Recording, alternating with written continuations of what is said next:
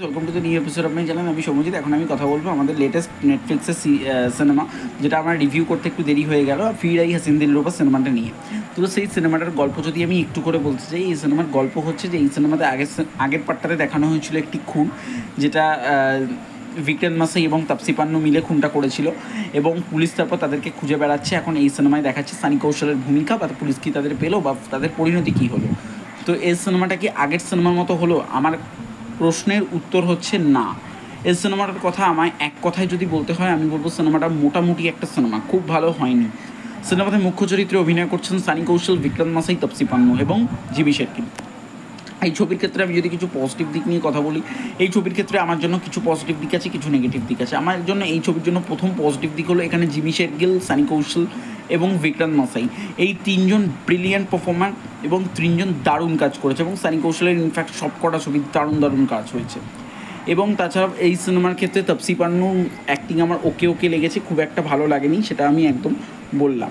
তো এই ছবির ক্ষেত্রে স্ক্রিপ্ট বা থ্রিলিং যে পোর্শনগুলো, সেই পোর্শনগুলো ভালো দেখানোর চেষ্টা করলেও খুব একটা ভালো লাগছিল না, এবং কিছু জায়গায় একটু বোর লাগছিল। তো এবং এই সিনেমাটার পুরো এন্টারটেন করিয়ে রেখেছিলেন সানি কৌশল, বিক্রান্ত মাসাই এবং জিমি শেরগিল। তো এই সিনেমাটার মধ্যে জিমি শেরগিলের যেরকম অ্যাটিটিউড, সেটা খুব ভালো লাগছে। রাইটিংয়ের পোর্শন, থ্রিলিং পোর্শন ওয়ার্ক করছে না, সেটা আমি নেগেটিভ পার্ট নিয়ে কথা বলবো। এবং এখানে রোম্যান্টিক যে সিনগুলো দেখানো হচ্ছে, সেগুলো খুব একটা ওয়ার্কেবল নয়। তো এই সিনেমার ক্ষেত্রে যে গানগুলো হয়েছে, গানগুলো ভালো হয়েছে। এবং এই ছবিটার ক্ষেত্রে আমার টোটাল ওভারঅল ছবির যে গ্রাফিক্স, যে জায়গায় শ্যুট করা হয়েছে এবং লাস্টের দিকটা, এগুলোর গ্রাফিক্স মোটামুটি ঠিকঠাক লেগেছে, বা ক্যামেরার কাজ ভালো। এবার আমি যদি আছি ছবির নেগেটিভ পয়েন্ট হচ্ছে স্ক্রিন প্লে খুব একটা আহামরি নয়। স্ক্রিন প্লে আমার মতে খুব একটা ভালো কাজ করেনি স্ক্রিন প্লের উপর। এবং তাছাড়াও এই সিনেমাটার ক্ষেত্রে অনেক বেশি ভুল রয়েছে, অনেক রাইটিংয়ে ভুল রয়েছে, অনেক কমেডি পোর্শনস, থ্রিলিং পোর্শনস, সেগুলোতে ভুল রয়েছে, এবং রোম্যান্টিক সিনেমাও ভুল রয়েছে।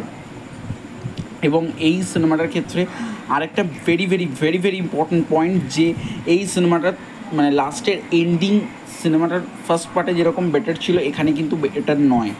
তো এখানে ক্লাইম্যাক্স যেটা দেখানো হয়েছে, সেটা একদমই বেটার নয়। তো যাই হোক, সিনেমাটার আমার মতে একটা মোটামুটি সিনেমা। আপনারা যারা চাইছেন না, একবার নেটফ্লিক্সে গিয়ে দেখতে পারেন। আমার পার্সোনাল রেটিং হচ্ছে 5.5 আউট অফ 10।